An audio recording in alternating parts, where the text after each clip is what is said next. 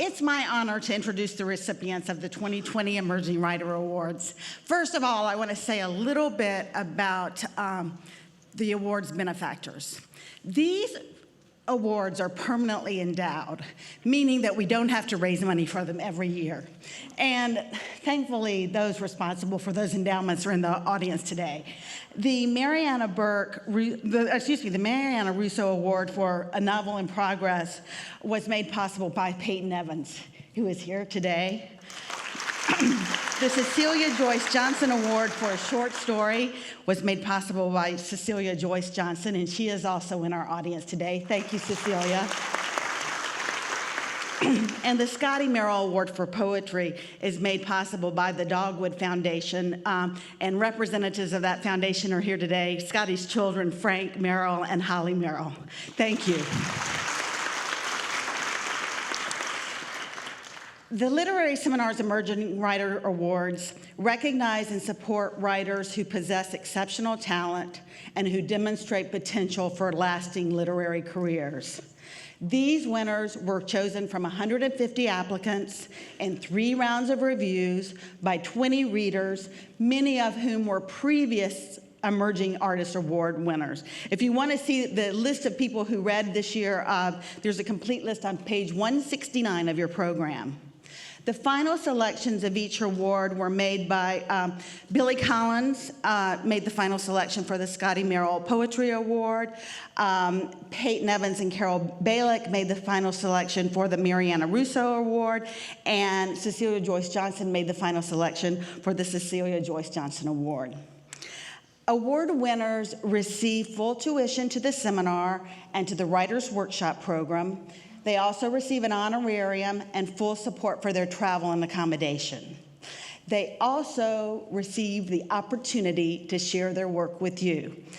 I'd like to introduce, beginning with, on your left, Andrea Rinard, who received the Mariana Russo Award for A Novel in Progress, Chloe Firetto-Toomey, who received the Scotty Merrill Award for Poetry, and Chase Burke, who received the Cecilia Joyce Johnson Award for a Short Story. We're so happy that you're here, and congratulations.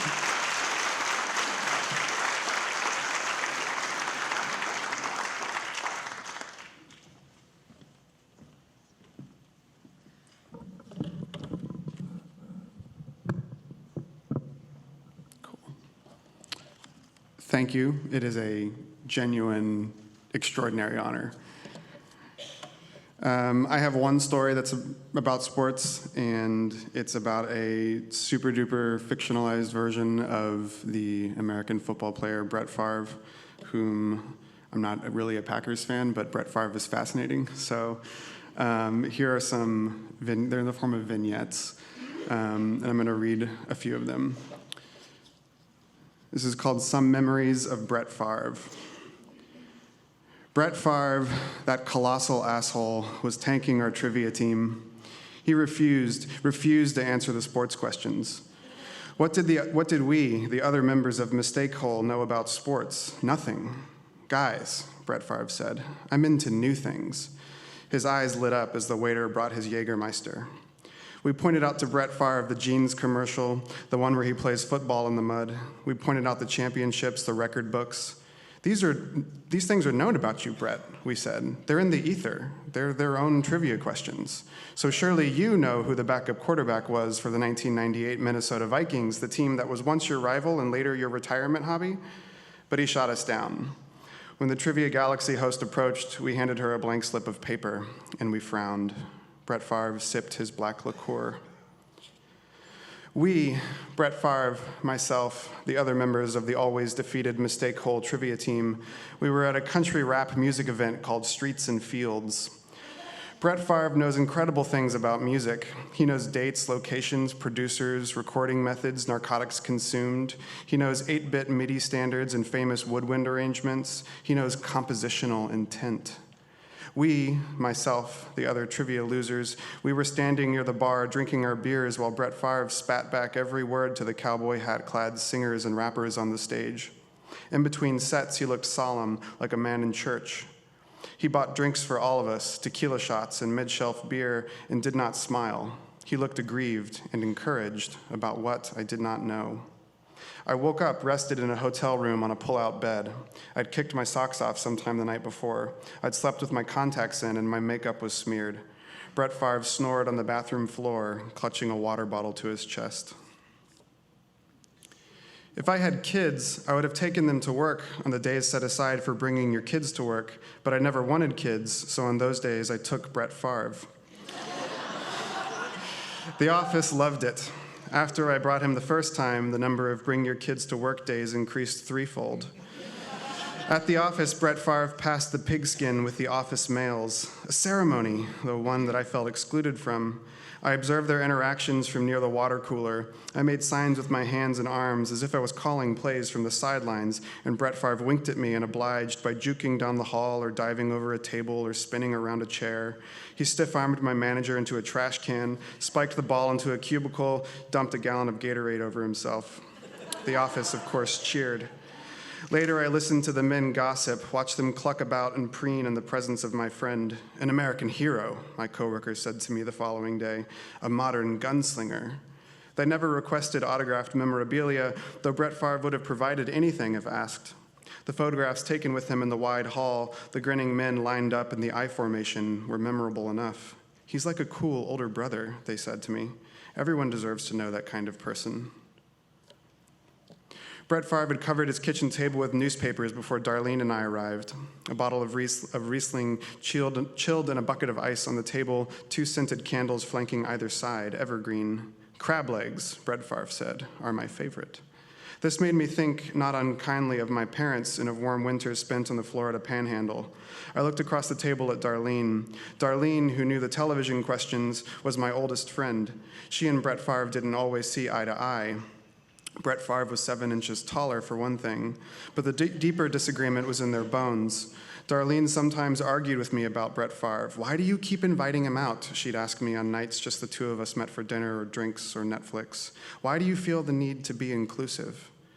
At the kitchen table, I shook my head at Darlene, a small tick to the left and then to the right, not calling a play so much as bottling it up.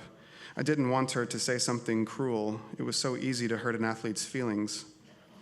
Brett Favre's back was to us. He pulled one by one the ruby red splays of crab legs out of a giant pot, steam escaping everywhere, and set each on a large ceramic platter.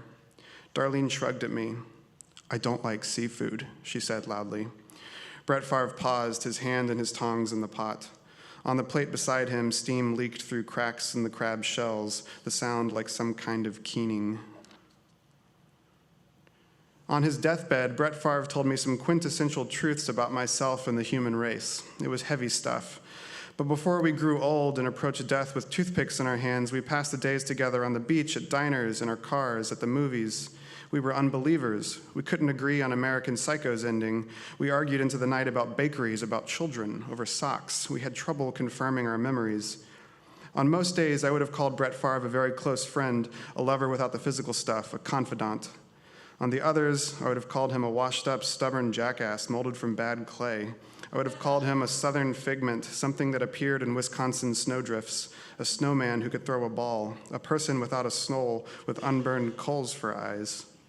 He only ever called me by my name, and he always said it kindly, like he was sounding out the words for the first time and thinking deeply about each syllable. Thanks. Chloe Firetto-Toomey's next.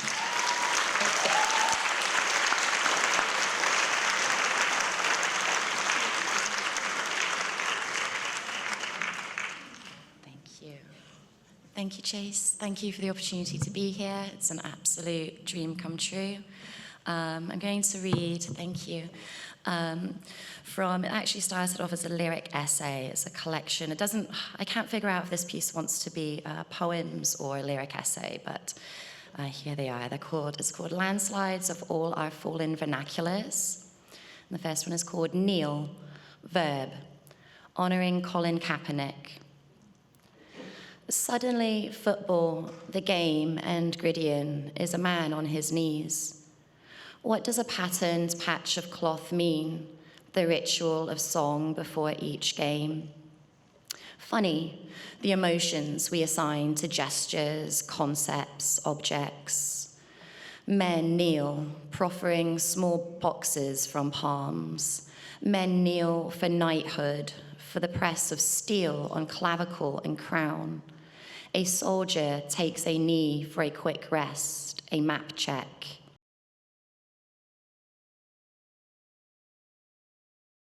Black men handcuffed. Kneeling is the body's anthem. Kaepernick kneels to pause, to subjectify this shape. We kneel under the weight of history, in awe. Because white men can't police their imagination, black men are dying. Claudia Rankine. The second poem is called Normal, an adjective. It's quite normal for Alan, an archaeologist, to come home caked in mud, skin brine of sweat, dirt, and sunscreen, browning the collars and sleeves of thread-worn shirts, shards of pottery or turtle bone in his pockets. I, like many previously normal people, have been exhibiting symptoms of anxiety and depression since November 2016. This is the new normal. Instead of watching Alan undress, I listen to the granules of sand fall from his boots and continue reading, quote, large-scale worries are sabotaging our ability to cope, therapists say, and they have some tips for staying calm, end quote. Meaning has breached its line. It stands abnormally, respectfully, at a critical angle awaiting re-entry. Saline is considered a normal balance of salt and blood. Letters and syllables are normally the minerals of meaning, but now graphs are preferred, bigly. Normal fault lines occur when rocks dislodge from one another due to tension, causing ridges. I am very concerned about the changes in our geology. Normal is more than a setting on a washing machine. Normal and default settings are encoded, incestuous, cyberbullying, information-hungry, road raged. Activist t-shirts and bumper stickers are the new normal. To be normal is to be socially constructed. Rainbows, national parks, science, men who are feminists and know it. It is not normal for meaning to climb to the top of Trump Tower 3 and jump. But every day, the extraordinary becomes ordinary. Alan, showered, torso glistening and fragrant, turns to me and says, if he'd been in office, I would have never have joined the army. I pull my fingers across the muscles of his shoulder blades. I'm done reading, listening to anchors debate whether the president is a bigot, racist, moron, or fucking moron. Normalcy is broken like bread in front of the evening news. Margaret Atwood said all the horrors in her dystopian novel, The Handmaid's Tale, are taken from true events. In it, a headmistress holds a cattle prod, tells the girls that soon this will be normal for all of you. And the final poem I'm going to read is called With, Preposition. With precedes the 12th century, from the derivatives wither, opposite, adverse. What to do with Republicans, Democrats? What is fighting fire with fire? What does that even mean? America is in critical condition, in the ICU with heart problems, bloodstained stripes, and comatose stars. With, from Old English, against, High German, wider, wither, back. Sanskrit, V, apart, from Middle English, from, with. Alan says he will move with me to the UK, set me up with a place to live, then deploy. Will he even get the job with his broken ankle that never healed right? Banyan tree alive with birds and fire ants beyond a window. To part ways with someone is to be plucked, pulled away, apart, a letter, plucked from a word, issues with space and displacement. With care, Alan dusts the woolly mammoth toe with a small brush over newspaper on the coffee table, watching Die Hard or some other Christmas movie with guns. With Alan away with work, sometimes for days, weeks, months at a time, I think, the trouble with me is loneliness. I am done with America. I walk to the ocean and swim with the current, my hands bright with holes. Thank you for listening.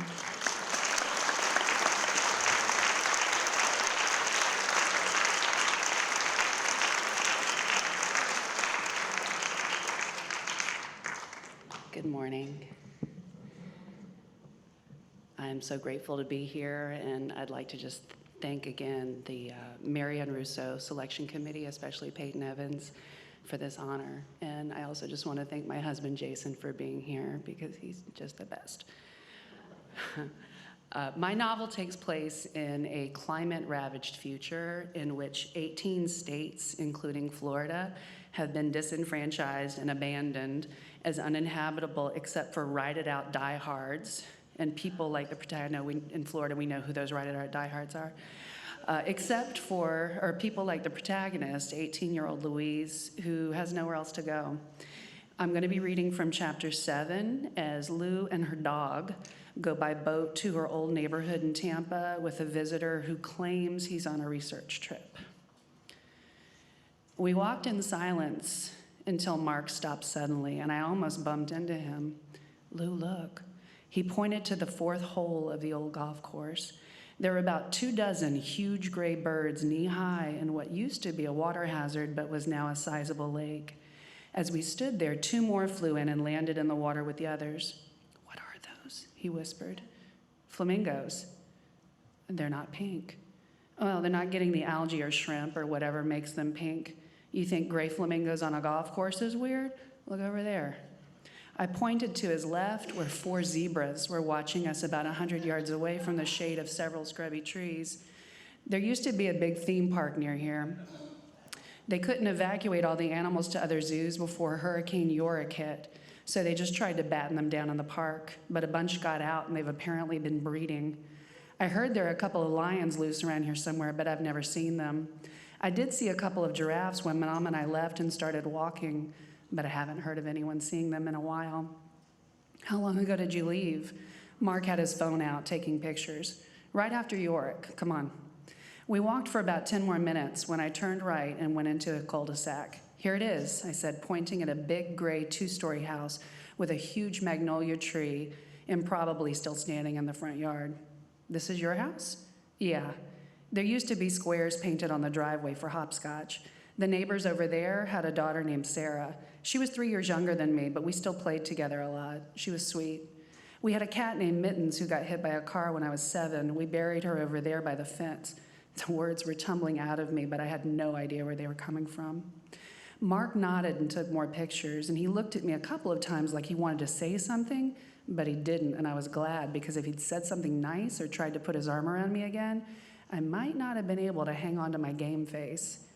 Wilson ran around, sniffing and stopping a couple of times to roll in the weeds with his paws kicking toward a sky that was beginning to stretch the shadows out.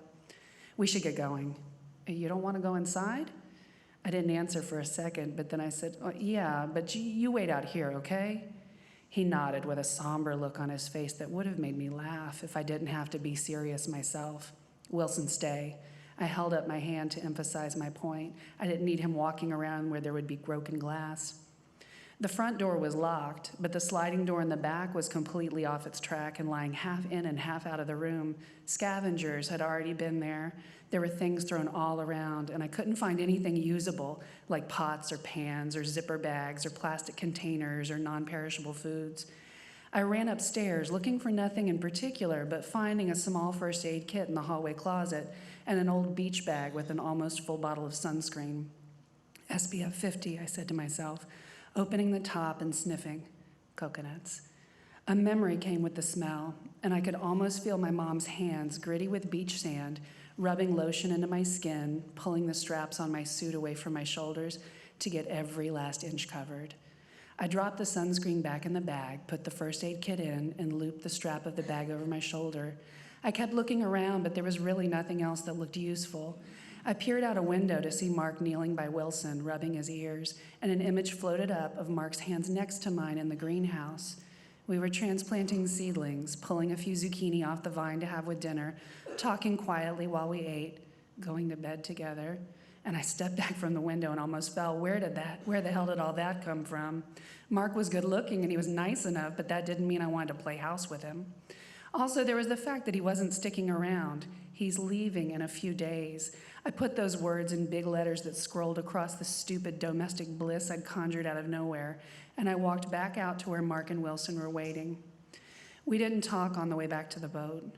Mark was probably trying to respect my feelings or something, and I just didn't have anything else to say. The zebras had moved on, but the flamingos were still there, turning their heads as one in our direction as we passed. Mark and Wilson got in the boat, and I cast off into water that was orange in the descending sun. I pointed to a cottonmouth winding away, excuse me, pointed to a cottonmouth winding away from us in a serpentine along the surface of the water, its peacock eye markings glinting in the last of the sun's rays. Mark spotted 3 fat raccoons watching us solemnly from the branch of a tree. Look over there. I pointed to what looked like a log, but upon closer inspection was a seething, crawling mound. What is that? Fire ants. I slowed down and maneuvered the boat as far away from the ants as I dared. When they get flooded out, they all bunch together and float until they find dry ground, and if you even brush against it, they'll swarm you. I've seen it happen. I thought of Dewey's swollen, terror-filled eyes, the sweet black eyes that always looked like the little donkey was wearing eyeliner, and I looked away from the ants, turning the throttle to get away from the pulsing lump as fast as I could. We made it back to the truck, and the shadows outside stretched for us as we went north. By the time we got back to my place, it was fully dark. Mark reached to turn off the engine, and I caught the movement just in time. I've got a lot to do tonight, so I'll see you when I see you. Oh. Mark's hand hung in the air like a small balloon bumping against a ceiling. Okay, maybe I'll come by tomorrow? Well, it's market, so I'll be there if you want to stop by and say hi or something. Okay. His voice trailed off, and I took the opportunity to grab my gear and whistle Wilson out of the cab. Talk to you later. I hurried into the house and stood inside with my back against the door until I heard the truck lumber out of the driveway and down the road, and I took a deep breath before starting my chores for the night. Well before dawn, I showered and double-checked the doors and the locks on the doors. I prowled the house like a restless cat, looking into corners as if there was something there, something looking back at me. When I finally climbed into bed and watched Wilson circle by my feet and plop into his blanket, I blinked into the darkness held in by the blackout curtains, and I finally let the thing I'd been holding onto so tightly inside me ease, just a little bit. Lefty loosey, my dad's voice whispered in my mind. It was Foursquare, not hopscotch. Our house was a light yellow 1-story on the other side of the golf course, and I walked to school with Maddie, who was 2 years older than me. Too young to babysit, but too old to want to be seen with me when any of her school friends were around. It was her dog, Boots, that had been hit by a car, and Maddie and I had cried together on her porch swing while our dad set him in the hole he dug under the jacaranda tree, its fleshy purple blossoms covering the ground. I wasn't really crying if I wasn't making any noise. If my stomach wasn't heaving and my body wasn't shaking, it did not count. The tears were just silently leaking out of my eyes and trickling down in rivulets under my nose and around the ear that I kept pressed to the pillow, carrying the memories of all the things I'd lost. No more, I thought. Screwing my memory shut tight, righty-tighty, and watching the yellow house zoom out and out as if I was floating up, soaring away like one of those flamingos that had turned a whole new color and learned it could fly after all, even if it had nowhere to go. Thank you.